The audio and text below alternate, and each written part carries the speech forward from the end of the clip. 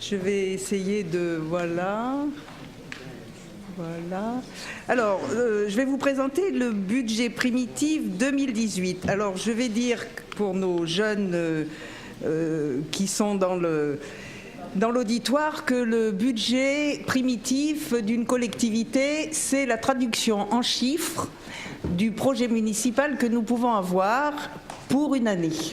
Et que ce budget, il se construit en tenant compte d'une part des contraintes qu'on a sur le plan national et sur le plan local, et d'autre part en fonction des choix politiques que nous avons pu faire. Donc pour 2018, nous sommes dans un contexte de transition. Je vous l'avais déjà dit en 2017, effectivement, puisque nous avons la mise en place de la communauté urbaine qui s'est mise sur toute l'année 2017 et que cette mise en place de communauté urbaine a amené à un transfert de compétences qui a permis de transférer du personnel avec ses compétences et donc de transférer des charges. Mais en compensation, effectivement, dans l'AC, nous avons eu on a retenu, si vous voulez, ce qui correspondait à ce transfert de charges. En 2017, nous avons aussi la réforme du nouveau gouvernement avec des nouvelles donnes relatives aux collectivités locales. Et enfin, la ville de Clermont, pour 2018, se met tout à fait au cœur du projet métropolitain. Elle porte la responsabilité donc d'être la locomotive de cette politique ambitieuse en recherchant un équilibre entre le développement de la métropole et la qualité de vie de nos concitoyens, puisque nous voulons absolument être au plus près du territoire pour avoir une qualité de vie importante pour nos concitoyens. Alors, nous devons, d'autre part, assurer la continuité de la maîtrise fiscale, puisque nous nous sommes engagés en 2016 pour 2017, 2018 et la fin du mandat à 0 point sur le taux d'imposition. Nous devons donc poursuivre une politique de sobriété qui a été mise en place depuis 2014 et nous devons continuer quand même à investir sur le territoire de façon à pouvoir continuer à développer notre ville et notre métropole. Avant de passer aux chiffres, il nous paraissait important de rappeler les points sur lesquels nous sommes engagés lors de notre projet municipal et que nous avons essayé de mettre en place depuis les 3 premières années de ce mandat et que nous allons poursuivre dans les années à venir. D'abord, une politique en direction de l'enfance, c'est effectivement la priorité du mandat. Cette priorité du mandat, si vous voulez, elle a déjà fonctionné dans les 3 premières années avec le PEV, avec la mise en place d'un certain nombre d'actions, puisqu'il y avait 80 propositions, et nous allons continuer à le développer en 2018 et en 2019. En particulier, en 2018, Madame Audet doit conduire toute une réflexion sur la petite enfance. Nous avons également la solidarité qui est au cœur de nos préoccupations avec le travail qui est fait dans le cadre du CCS, avec Madame Joseph qui pourrait répondre aux questions. Le sport pour tous, je crois que c'est une vraie volonté d'avoir d'une part de soutenir le sport de haut niveau, mais surtout aussi de soutenir le sport au niveau des associations. La vie dans les quartiers avec le développement de la direction du DDS Sud, c'est-à-dire de tout ce qui est la solidarité dans les quartiers. La culture qui est aussi une culture transversale et un soutien aux associations, on le reprendra un petit peu plus tard. La vie associative, la tranquillité publique, et là je crois qu'il y a un gros effort qui va être fait en 2018 parce qu'effectivement c'est un droit pour nos concitoyens d'être dans une ville apaisée, tranquille et malheureusement on a de plus en plus de difficultés à faire respecter les incivilités qui se développent un petit peu partout. Donc, dans ce contexte, si vous voulez, avec cette volonté politique, nous avons le contexte national qui est... C'est pénible. Nous avons un contexte national avec un encadrement des dépenses publiques qui, dans le projet de loi de finances, doit avoir une évolution maximum de 1,2%. Nous avons la réforme de la taxe d'habitation, je vous l'avais indiqué. Nous avons aussi la règle d'or qui doit être renforcée, et là actuellement on a la discussion sur la loi de finances, et on a vu le 14 décembre que l'encadrement qui était prévu au niveau en particulier de la capacité de désendettement risque d'être un petit peu assoupli. Nous avons donc une contribution à l'effort des 13 milliards demandés par aux collectivités locales, et nous nous rendons compte que nous aboutissons à un durcissement des relations entre l'État et les collectivités, puisqu'en effet nous aurons un contrat d'objectifs à négocier dans le courant de l'année 2018 avec le préfet, et ce contrat d'objectifs doit nous obliger à respecter les engagements qui sont fixés dans la loi de finances.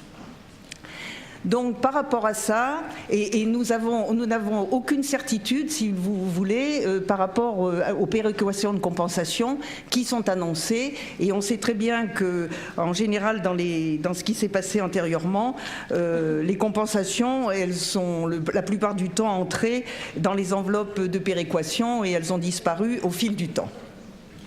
Le budget primitif qu'on va vous présenter, du fait du transfert de compétences qu'on a eu dans le cadre de la CU, est beaucoup moins important, puisque cette année, le budget global de la ville est de 221 millions, 430 000 euros, avec des budgets annexes qui sont de l'ordre de 3,8 millions et un budget principal de 217 millions.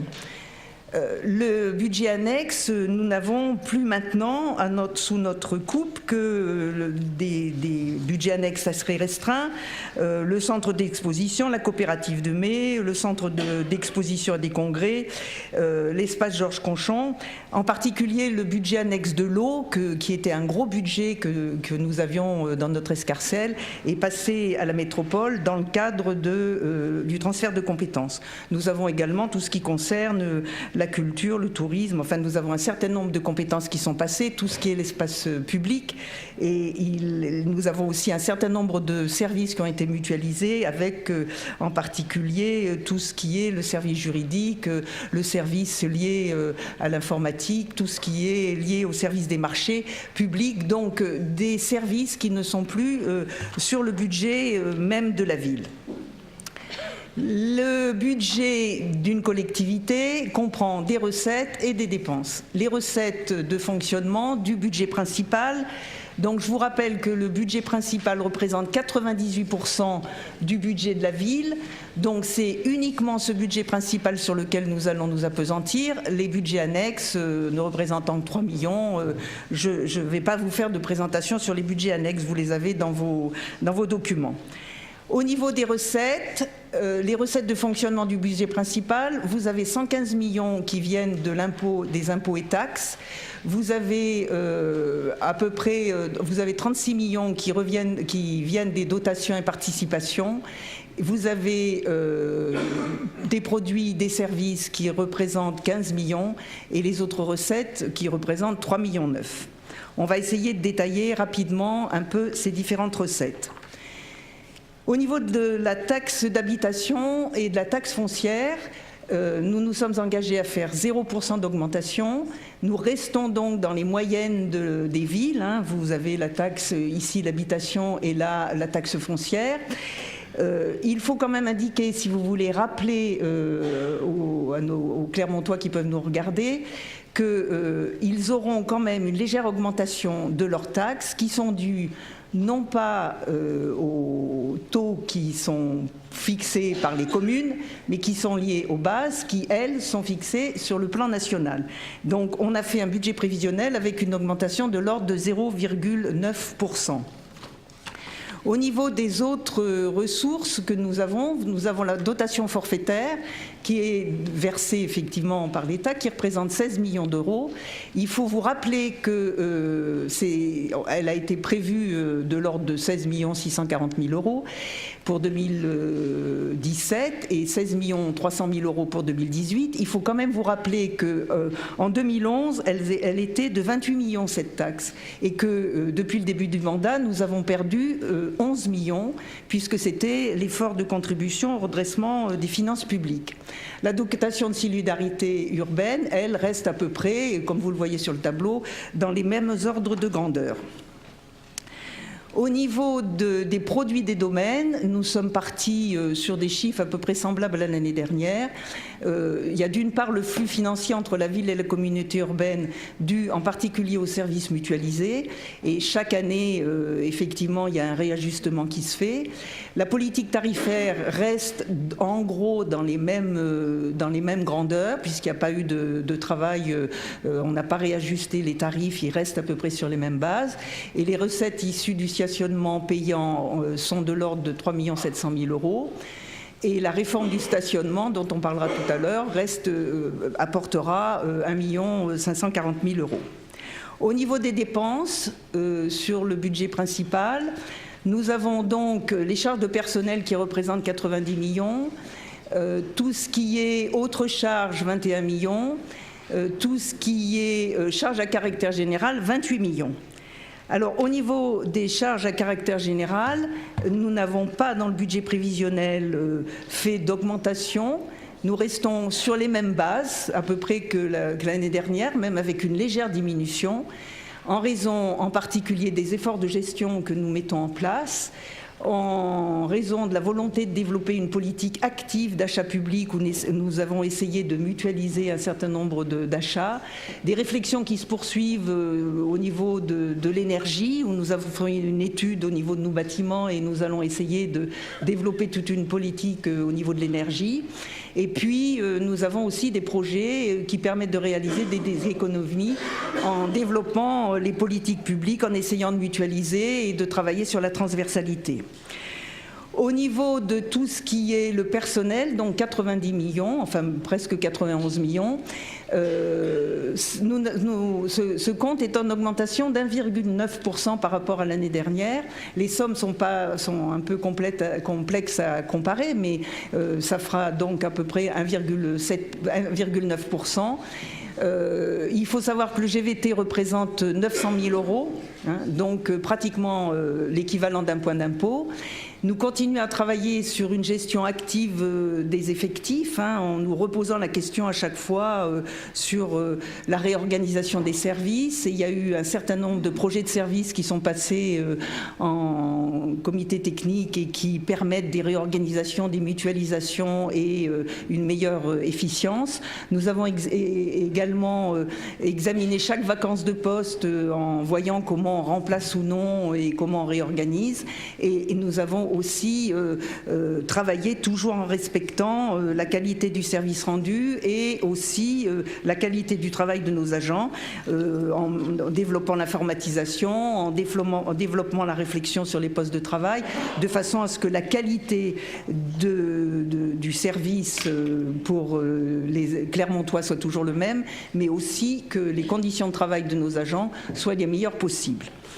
Alors, on voulait vous présenter un petit flash sur tout ce qui est dans le budget de fonctionnement, l'aide à tous les partenaires avec lesquels nous travaillons.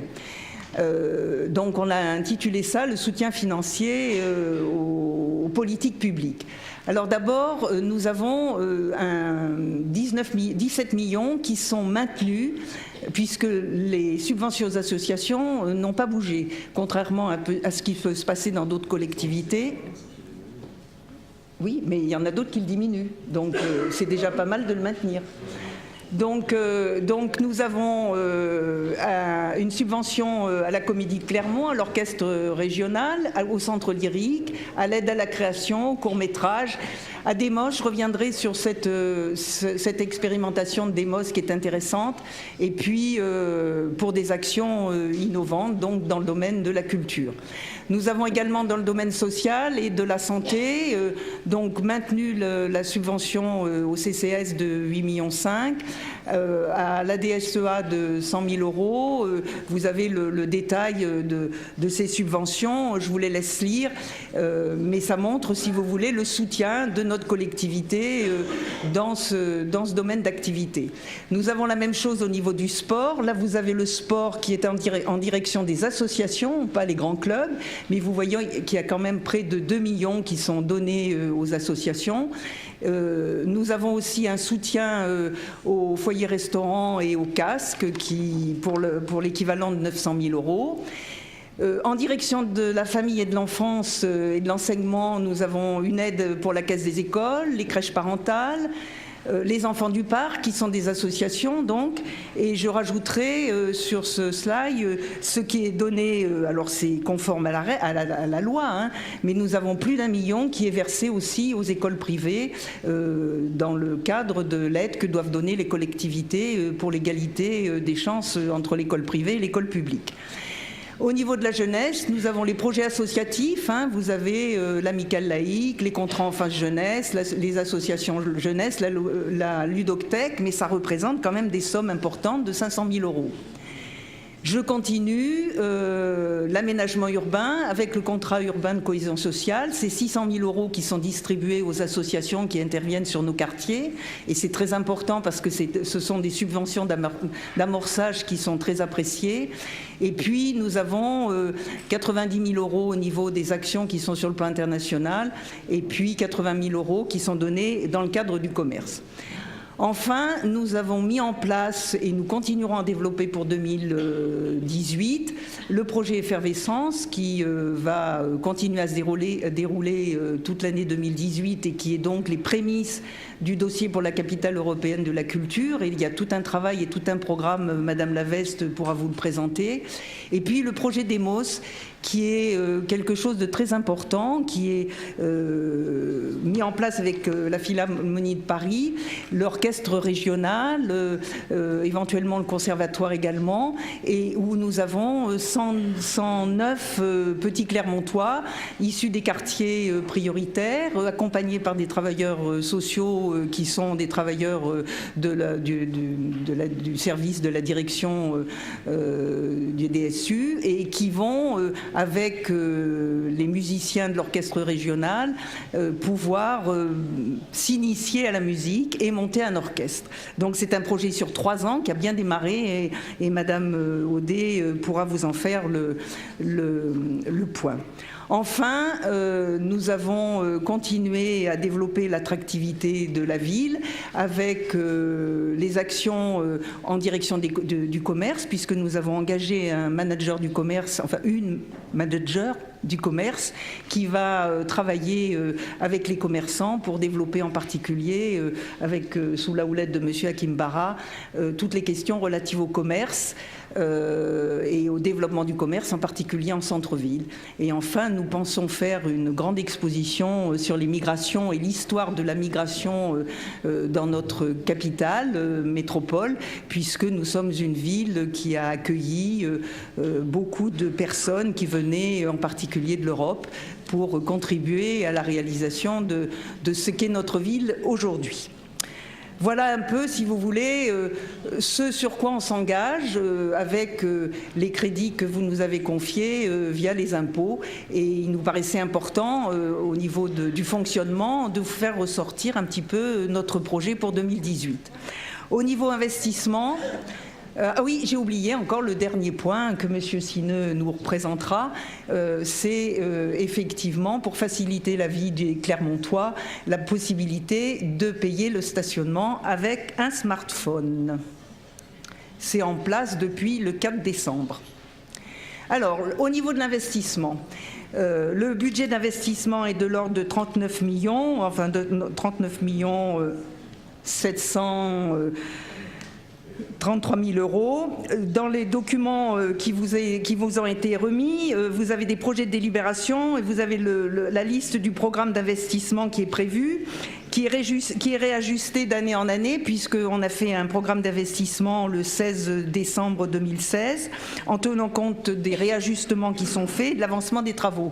C'est comme ça que vous avez 2 délibérations qui reprennent les autorisations de programme et d'engagement de crédit, et à la fois pour 2017 et à la fois pour 2018, puisque les travaux ne s'engagent pas et ne se réalisent pas forcément toujours comme on le souhaite. Il y a parfois des retards. Alors les recettes d'investissement, vous avez le dotation et subventions d'équipement, vous avez le FCTVA, les subventions d'équipement, les taxes d'aménagement, les emprunts d'équilibre qui sont faits pour notre budget d'investissement de 27 millions, et puis les autres recettes, conventions de remboursement, produits de cession, etc. Au niveau de la dette, parce que c'est toujours une question qui est importante, au niveau de la dette, on voulait vous faire un petit slide sur la dette. Alors, la dette est projetée au 31 décembre 2017, retraitée au niveau du fonds de soutien, s'élève à 160 millions en 2017. Nous allons voter une délibération du reste pour renouveler pour 3 ans le dispositif dérogatoire du fonds de soutien, puisque le texte prévoit que tous les 3 ans, les collectivités doivent revoter leur demande de participer et de bénéficier du fonds de soutien. Donc, compte tenu de l'emprunt d'équilibre qui vous est proposé, la dette pour 2018, comme vous le voyez dans le slide, s'élèvera à 173 000 euros. Par contre, il faut expliquer la composition de cette dette. Cette dette, elle est effectivement de 173 000 euros si nous considérons que nous intégrons dans cette dette 51 millions qui sont sur la dette de la ville, mais qui en réalité n'appartiennent plus à la ville, puisqu'elle est relative aux transferts de compétences qui ont été faites à la communauté urbaine. Je vous ai longuement parlé au cours des différentes réunions que nous avons pu avoir sur le budget, des travaux qu'avait fait la CLECT, la commission qui travaillait sur le transfert des charges et l'évaluation de ces charges. Nous avons travaillé avec les autres communes et une grande partie de la dette a été transférée et a été globalisée pour l'ensemble des communes. Et la commission d'évaluation a donc abouti à une convention de remboursement pour chaque commune qui gardent l'intégralité de leur dette, donc ces 51 millions, les modes de calcul qui ont été mis en place avec les communautés, les autres villes et la communauté urbaine aboutissent pour la ville de Clermont à 51 millions. Et nous gardons la dette, mais c'est la communauté urbaine qui va nous la rembourser sur une durée de 15 ans. Donc, si vous voulez, voilà, vous avez le remboursement de la communauté urbaine, 57 millions qui correspondent à la dette qui a été transférée par rapport aux compétences transférées, et ça renégocie avec la communauté urbaine sur les indicateurs qui ont été négociés avec les 21 communes. Nous avons 13 millions d'intérêts, et ça, c'est plafonné sur 15 ans. Si bien que dans la capacité de désendettement, nous avons effectivement 2 courbes qui doivent être expliquées. Une courbe qui nous amène à 11 ans au niveau de la capacité des endettements si nous ne retraitons pas cette dette, et à 8 ans lorsque nous avons un retraitement de la convention de la dette qui a été négociée donc avec Clermont Communauté. Les dépenses d'investissement sur le budget principal. Pourquoi ça s'en va? Voilà. Au niveau des projets que nous avons par rapport à l'investissement, on va les revoir rapidement. D'une part, nous avons les projets emblématiques qui sont la scène nationale, l'Hôtel-Dieu et le stade Philippe-Marcombe qui ont bien démarré, pour lesquels le total représente 22 millions d'investissements, 14 millions, plus de 14 millions 870 000 euros pour la scène nationale. Pour le Marcombe, il est prévu plus de 6 800 000 euros, et pour l'Hôtel-Dieu, 830 000 euros. Cette dépense, 22 millions, plus de 22 millions, sur 39 millions, vous voyez que c'est un pourcentage important de nos investissements qui sont fléchés en direction de ces 3 gros projets. Il nous reste quand même des sommes substantielles pour continuer à mettre en place la politique d'investissement que nous avons dans les autres secteurs. En particulier pour l'enfance, nous réaffirmons notre priorité à l'enfance. Nous allons investir en 2018 plus de 4 millions. D'une part, sur un projet très intéressant qui est le centre de la petite enfance de la Gautière pour plus d'1,8 million €. Ce centre de la Gautière, Madame Audet pourrait y répondre à vos questions, vous envoyez le plan, va nous permettre d'une part d'avoir un multi-accueil, d'avoir le RAM, les rames qui seront regroupées ici, et donc un vrai équipement de proximité en direction de l'enfance et qui permettra de requalifier ce secteur qui, pour le moment, effectivement, était en attente d'une qualification plus importante. Mais comme c'est un projet qui a été travaillé avec les habitants, qui a été travaillé en de nombreuses consultations, c'est un petit peu plus long, mais maintenant il démarre et donc il va prendre jour. Nous avons toujours, dans le cadre des crédits pour l'enfance, des travaux sur le groupe scolaire Baillet, des travaux sur le groupe scolaire Massé. Nous avons le doublement des classes, effectivement, en CE1 et l'aménagement de squares et de jeux. Si nous continuons, nous avons tout ce qui constitue le cadre de vie des Clermontois, donc le quartier de Champradel, où nous allons continuer à travailler sur le renouvellement urbain, Kessler-Rabanès, où nous allons terminer tout ce qui est pour 1,8 million, puisque les premiers logements vont être livrés en début d'année 2018, donc nous continuons la requalification de Kessler-Rabanès et en particulier toute la place là qu'il va y avoir devant l'école d'art. Ensuite, nous avons l'amélioration des locaux municipaux avec d'une part les travaux d'accessibilité qui sont importants. Et ça, nous y tenons beaucoup parce qu'il faut que les locaux soient accessibles pour les personnes qui viennent, mais il faut aussi qu'ils soient les plus confortables possibles pour notre personnel. Et nous avons un gros projet qui va se dérouler et qui va aboutir à l'ouverture au mois de septembre de nouveaux locaux pour la police municipale qui seront situés derrière le tribunal. Pour une somme quand même sur 2018 de plus de 500 000 €. Ensuite, nous continuons à entretenir notre patrimoine, travaux sur la fontaine d'Amboise, travaux sur Notre-Dame-du-Port, où il y a toute une étude qui est lancée pour voir au niveau du quartier du Port comment nous allons pouvoir enfin aménager tout cet espace autour de Notre-Dame-du-Port. C'est un chantier qui tient à cœur la municipalité, en particulier Monsieur le maire, et pour lequel nous avons eu pas mal de difficultés, mais nous semblons maintenant aboutir à quelque chose qui risque de déboucher sur une étude constructive. Et enfin, au niveau de la sécurité des Clermontois, nous continuons à acquérir du matériel pour les policiers municipaux et nous poursuivons le déploiement de la vidéoprotection. Donc c'est un budget qui est contraint, c'est un budget qui a été établi avec beaucoup de rigueur et ça a été un peu compliqué et pour nos collègues et pour nous-mêmes. C'est un budget sur lequel les services ont beaucoup travaillé et je les en remercie parce que c'était compliqué à établir compte tenu du contexte.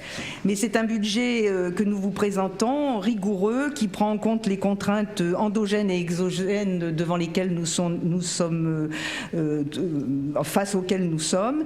Il va demander à chacun d'entre nous des efforts importants d'organisation et de maîtrise des dépenses, mais c'est un budget qui nous permettra de poursuivre les engagements pris au niveau des Clermontois, de préservation de la qualité de vie, de proximité, de solidarité, quel que soit l'âge ou le handicap. C'est un budget aussi de soutien au fonctionnement des associations, comme vous avez pu le voir, associations culturelles, sportives, sociales, alors que d'autres collectivités vont plutôt sur des désengagements, tout en continuant à être la locomotive du développement de la métropole d'équilibre, du Grand Ouest du Grand Est auvergnat, avec des équipes emblématiques et des équipements emblématiques qui nous permettront de jouer vraiment notre rôle de locomotive. C'est pour ça que nous vous demandons de bien vouloir, après le débat, pouvoir voter le budget.